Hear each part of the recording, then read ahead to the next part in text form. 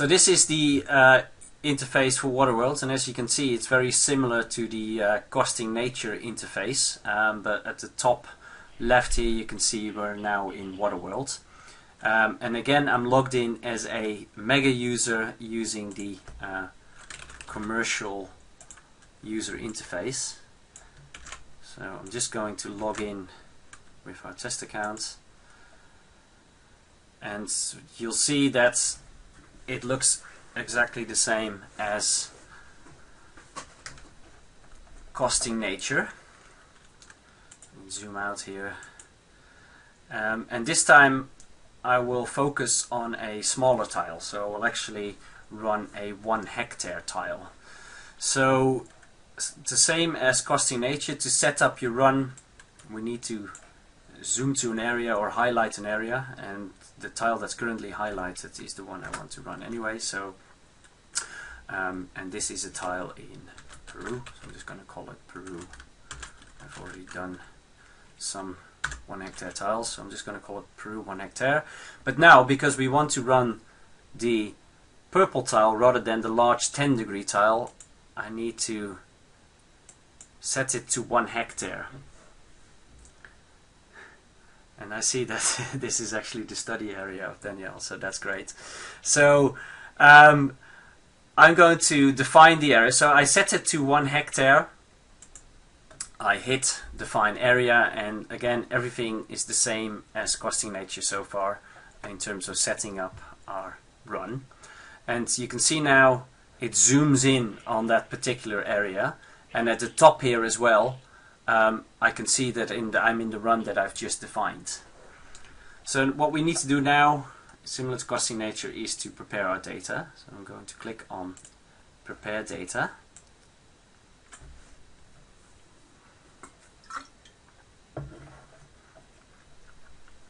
And we can have a quick look at the number of maps. So with costing nature we had 118. For Waterworld we need a few more, so we need 142 maps. And fortunately all of them are there. So I can scroll down, and then underneath are a few options. So we can copy these tile directly, or we can mask. So what that would do is I could mask out a particular basin that I'm interested in within the tile, for instance, and then all the analysis will only be done on that masked area. I'm not actually going to do that now. I'm just going to show you how you would be able to set that up. So if we click on mask according to rules, we can generate a mask of an area that we're interested in, again based on other maps. So if I would, for instance, be interested in a specific sub-basin, I can pop up major sub-basins, and then within my tile there are 3 or 4 different sub-basins, and they have individual values. So if, for instance, if I would want to run this analysis only for this brown area here, I can say equals and then paste that value in here, and I can say sub-basin, for instance, mask by sub-basin where or mask where this particular map has this particular value, and I can select more than one as well. And if I would set that up, then all the input data will be clipped for this particular area, and my outputs will only be given for this particular area. And there's also some other rules you can apply to that as well. So you can say, for instance, ignore where, and then I could say something like a particular elevation is above a certain value, and that's a way of really targeting a very specific area. I'm not going to do that now. I'm just going to copy my data directly to my workspace, and so I will just use the full extent of the tile for my analysis. And this masking you can also do after you've run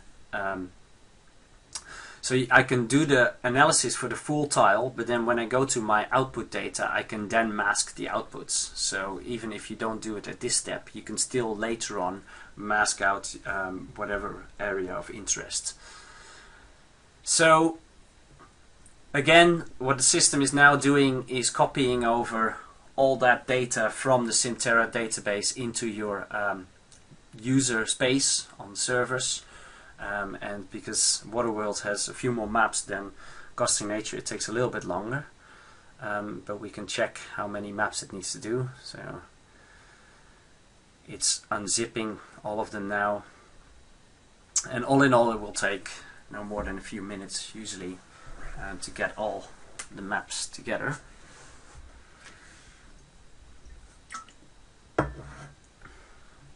And similar to Costing Nature, your documentation is here on the left in the help. So we have our system documentation, which is the user guide, and we have our model documentation, which gives you more information on the various modules in Waterworld.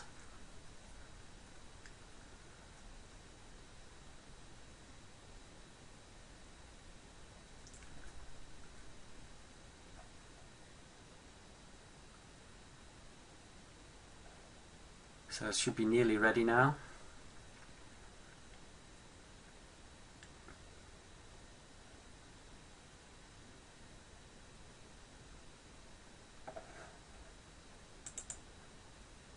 So there you go, our data is now ready. So again, similar to Costing Nature, we can click on Show Workspace Data, and it gives us an overview of the data that's in there, where some of the maps are available for download, some of the maps are available to look at, but others you can use the Show Map Stats icon to get your statistics of your particular maps, and you can also do the View By function to look at the maps aggregated over other maps.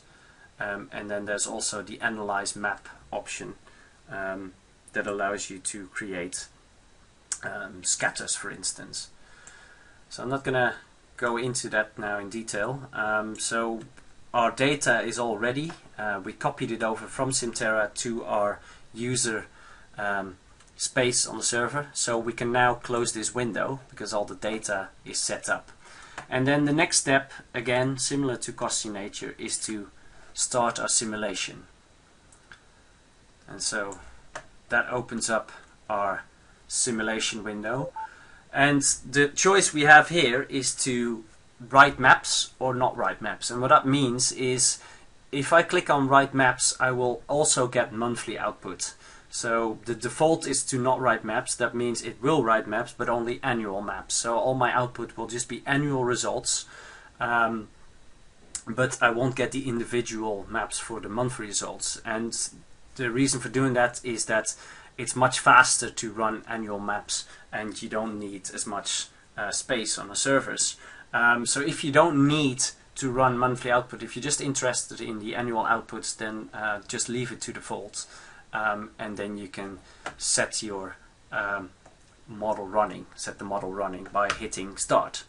In this case, because Waterworld takes quite long to run, takes about 15 minutes to run, I'm actually going to revert back to a run that I've done previously. So I'm not going to run this, I'm just going to close this, and I'm going to Manage Simulations, and I'm going to select, and because this time we have a 1 degree tile run, submit, and now I should be able to select a run that I've done before for the exact same tile, and that's completed. So I'm going to click on choose this baseline, close, and now at the top you see that we still have the 1 hectare number 4, but if I hit refresh, it now goes back to the run that I want to look at. So the model has run for this particular tile. We have done a baseline simulation so we can look at some of the outputs. So I can now go to step 5. So again we skip step 4, which is our policy exercises, and then go straight to step 5. And let's have a quick look at the baseline, and then we'll move on to doing a scenario analysis. So here we go. This is the output you get from Waterworld. So it by default will open the key output maps. So we have total annual wind-driven rainfall, our water balance, and our runoff. Those are the key output maps of Waterworld.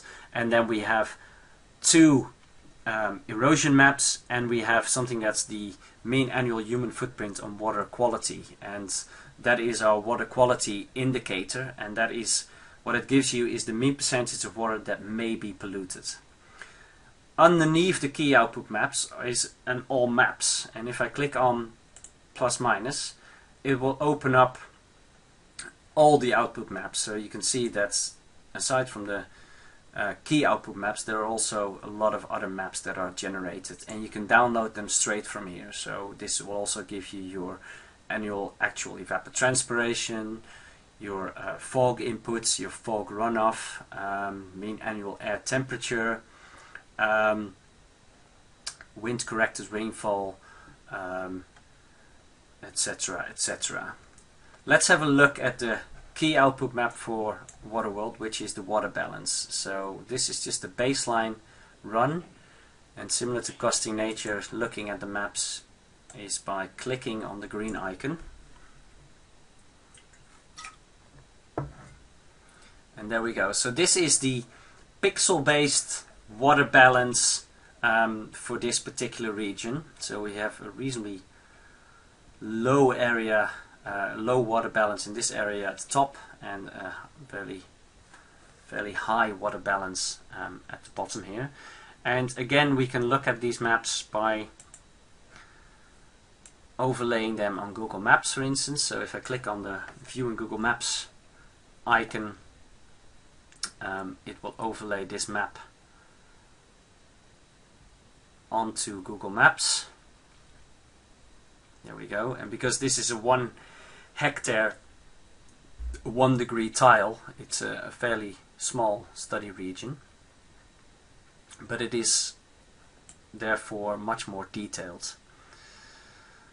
So we have all the same options as we had in Costing Nature. So we have our crosshair in the middle. I can move the map around until the crosshair is at a point that I want to query. So there's reasonably high water balance values here. I can click on query, what is the water balance at this point? So we have 2,729 millimeters a year of water available. And I can also click on inputs and query inputs. And again, that opens up the map with all the components that make up this map. So if we want to know why water balance is high for that particular point, we can look at, okay, let's have a look at the rainfall at that point. So we have 2,700 millimeters of incoming rainfall. We have 140 millimeters a year of fog deposition, but our outgoing water is our actual evapotranspiration, which is 170 millimeters a year. And then it also gives you the values of water quality, so the percentage of contamination at that point based on this human footprint and water quality is very low. So the water quality at that point is good. And it also tells you the percentage of runoff that is generated by snowmelt and the percentage of runoff that is generated by fog, which is relatively high for that particular region. So this is a great way of analyzing your outputs and seeing, understanding the results. So again, you also have these options of aggregating these maps over other maps by hitting the view by function, and that will bring up the whole list of maps that we can then aggregate our values over. And it takes a while because it needs to prepare all those maps. On the right here we have regions of interest, and so that allows me to set up points of interest or regions of interest by, again, an area that I can define based on other maps or based on an upload of your own map. So you could, for instance, create a map of a particular area that you're interested in, and then you can aggregate all output maps values. You can get the mean of those values over the zone of interest that you defined. Or if you're interested in points, you can get the values at particular points that you define here, which you can either type in or you can upload.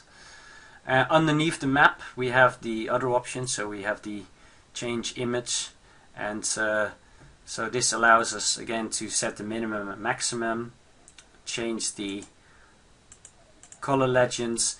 We can also just look at non-zeros. We can normalize the map. Threshold, if you're interested in, say, the top 10% or the bottom 10% or something like that. And then we have our downloads, obviously, and we also can look at statistics. So this gives us the mean of all pixel values. It gives us the mean of the non-zero values, standard deviation, coefficient of variation, etc. All with just one click of a button. And we can also do our mask by in this. So this is similar to masking it before we started running it. So we can show the output only where, and let's use the same map then, which was a subcatchment map, I think. Let's see if it's in there. Major subbasins. So that's the one we looked at before. So we can just look at that particular area that we looked at before. Close that. And then say equals.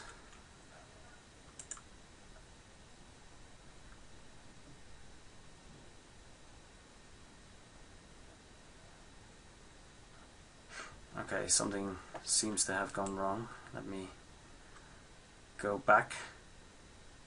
I think it has trouble loading the map today because the view by doesn't seem to be working either, but I can assure you that should work on the public servers fine. Right, let me close this map because I think we've went through all the options now. And so obviously other maps we can look at that are important in a hydrological model are runoff, for instance. So let's have a look at the runoff map. And so this shows you, obviously runoff is calculated for each pixel, but obviously the river has much more runoff. So you will see the pattern of that in there. And this is one of those maps where it is very useful to change your image. So if I just want to look at where the highest runoff is, so I can just do something like this, redraw image,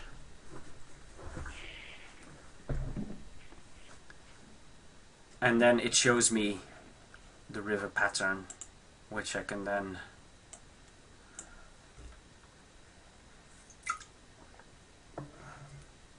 look at in my Google Maps as well. Obviously you need to zoom in for this a little bit.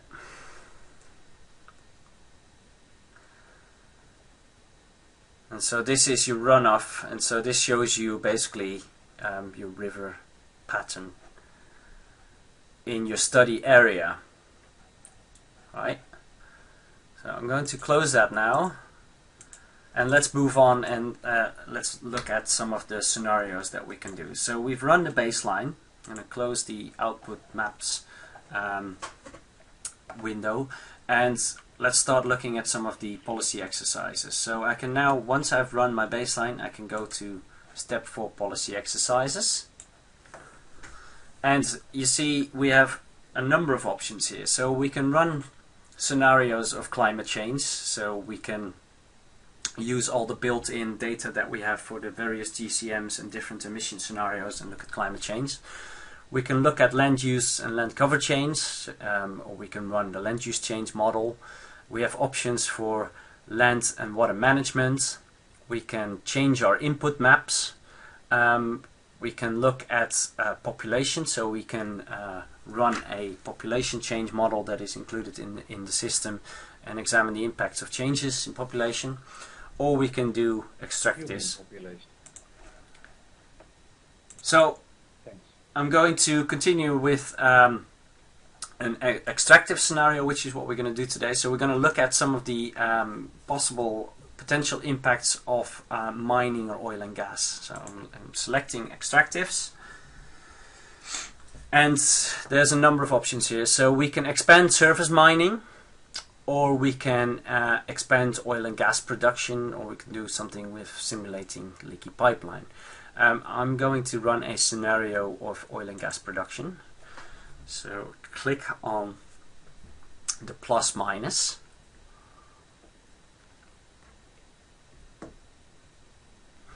And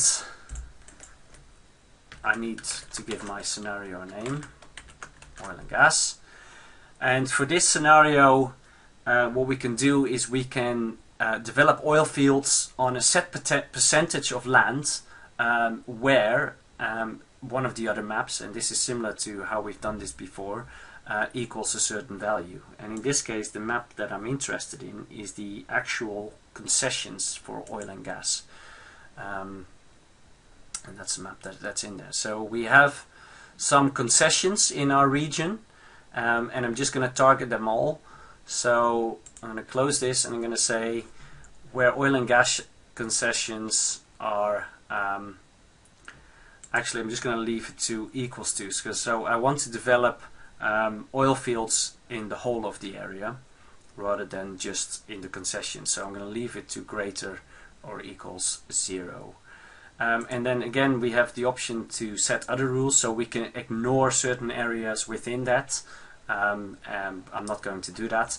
And then we also need to set what's going to happen with the converted areas, and what is the intensity of land use afterwards. And I'll leave that to the default, which is 1. And then if I hit check and submit, the system will then start setting up this scenario, and that shouldn't take too long. It depends on what kind of scenario you're building. So a climate change scenario takes a little longer than some of the other scenarios, because it depends on how many maps the system will have to make changes to. Build scenario. So we've now finished building our scenario. Let me just open a page here as well so we can see where we are. So it's set up this scenario of oil and gas implemented on 1% of land within the tile. And so the first thing we need to do is to have a look at the differences between the baseline and our scenario. So I just clicked on show baseline and scenario, and that allows me to have a look at the scenario we just set up, just to see whether whether it makes sense or what it actually is that the system does once you set up the scenario. So this gives me an overview of the maps that change when you set up a scenario like this. So if I click on, for instance, the cover of tree covered ground, because what I expect is that because it's very high density or very high tree fraction in the area, so this on the left here is our baseline, on the right is our alternative scenario, and we can see wherever there are these blue dots, that's where basically the system has randomly implemented oil and gas operations, and basically that means that the forest will have been cleared in those areas for oil and gas operations. And so my tree cover map will change in those areas. So that makes a lot of sense. We can also just look at where the presence is of oil and gas wells. So in the baseline we didn't have any oil and gas wells, and in our scenario you can see where we have randomly on 1% of land allocated oil and gas wells. And so I should make it clear that obviously this is a scenario where we just sort of randomly implemented 1%, and we could have done that within concessions, but obviously with the option to upload your own maps, you could target this really precisely and implement oil and gas wells or mining operations exactly where you want them to be implemented, and that could be based on real world scenarios. So this all makes sense to me. So I can now, I've looked at the scenario, how it's implemented. So we have oil and gas wells, and we have reduction of tree cover in those areas. So I can now close that, and from here I can straight run the scenario. So if I would click on this, it will basically do the same thing as with the baseline. It needs to run through, it needs to run the whole model, so it takes about 10-15 minutes. So again, I'm not going to do that. I've already done this, so I'm going to revert back to a run that I've prepared before. So I'm going to close this, and I'm going back to my managed simulations, and I'm going to select, just for the interest of time, I'm going to select the scenario that I've already prepared.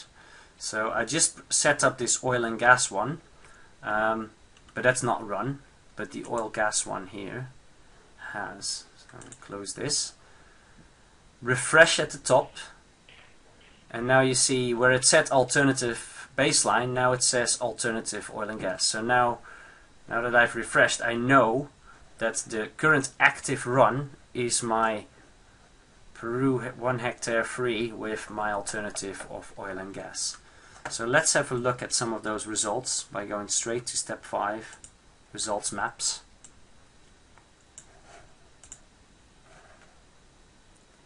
And now, instead of the green icons that we normally see to look at maps, we have these change icons. So for instance, we can look at a change in water balance, and the system will then create a comparison between the baseline and our future scenario. So the map that I see is my difference. So this is the difference between the alternative or oil and gas scenario and our baseline. But if I click at the top here, plus minus, I can see my baseline water balance pixel base on the left here, and on the right I can see my water balance, total water balance over the map, or pixel based water balance for my scenario. Above it we have the statistics. If I hover my mouse over these, I'll get the exact value. So the mean is 1635.83 in the alternative and 1635.0096. So there's only a minor difference, and we can see that obviously from our difference map as well, where we only see a change in water balance for those areas obviously where we have cleared the lands for these oil and gas operations. So in terms of water quantity, there's not that much change when you implement oil and gas, because obviously the precipitation inputs stay the same. So the only thing that changes is your water use by vegetation, and so we'll have less evapotranspiration from those areas that are cleared for oil and gas or mining operations, and in this case obviously oil and gas. But I think maps that are more of interest could be the water quality maps. So let's have a look at these. So there's a couple of water quality, but the main one is our human footprint on water quality. So let's have a look at the changes caused by mining or oil and gas. So we can clearly see in this map the pattern of where these changes have been implemented. So this is the percentage of potential pollution of water, which is very low for most of this map, because there are not many human influences in this map in general, in this area in general. It's quite densely forested, and there's no big populated areas. If, for instance, if there would be a city, it would definitely show up at least on your baseline, which I should show on the left. So actually we do have some water quality issues at the top here in our baseline, but in our alternative we see that the water quality has definitely been impacted by our oil and gas operations. So if you look at the changes, so that's the bottom map here, and let's look at that a little bit more detail. So I'm going to open up the map, and this gives me exactly the same options I have. And look at it. So it gives me exactly the same options that you get with looking at any other output map. Let's look at this one based on Google Maps and zoom in on some areas. So obviously we see the pattern of these mining or these oil and gas operations, but we can also see the downstream impacts. And because these are all very small areas, there might be relatively small, but nevertheless we can see, for instance, in this area where we have implemented an oil and gas operation here, and we can see the downstream effects of that on the water balance as well. And so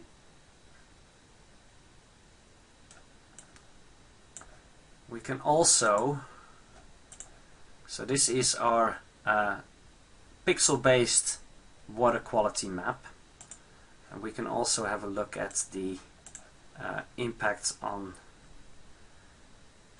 humans by looking at the population with poor quality water, and that's defined by having a value of more than 50 human footprint index. So we can have a look at what is the impact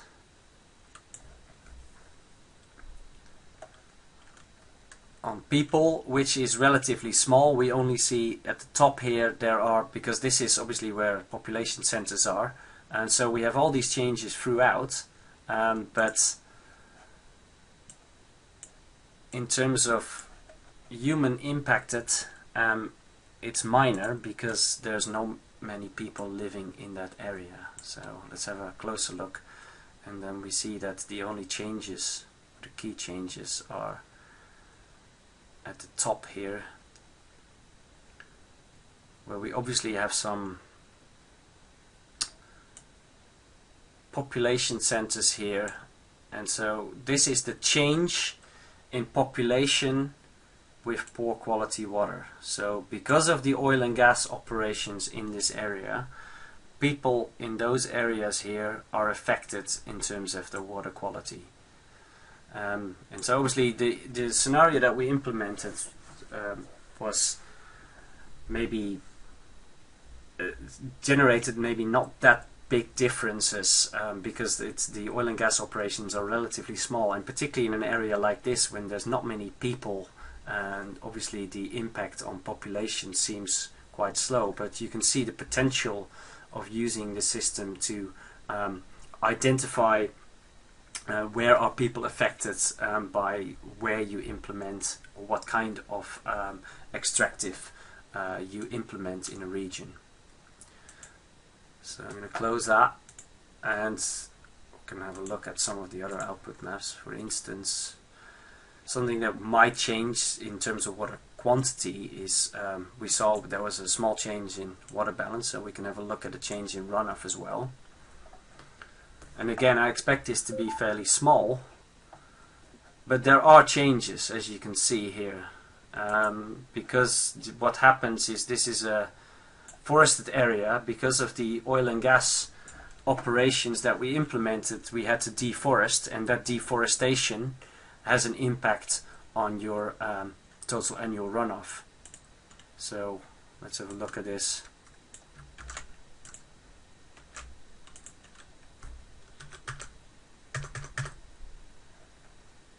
Redraw that image just to pick out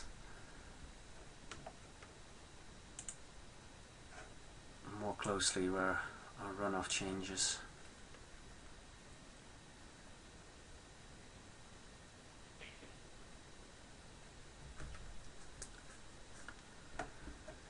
can hardly see it, but if I zoom in, you can see we have an increase in runoff in particularly this river down the middle here, because of the deforestation that was happening in order for us to implement our oil and gas operations in this area. And so this was, you know, a very sort of straightforward example where we randomly implemented 1% of land in the tile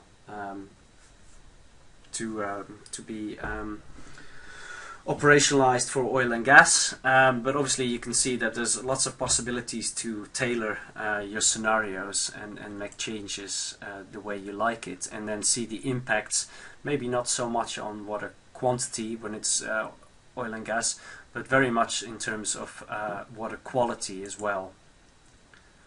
So I think that concludes what I'd like to say today. So we've run a baseline in Waterworld, and we've implemented a scenario of extractives, and we've done this at a 1 degree tile, 1 hectare resolution. And so I hope that was useful for you.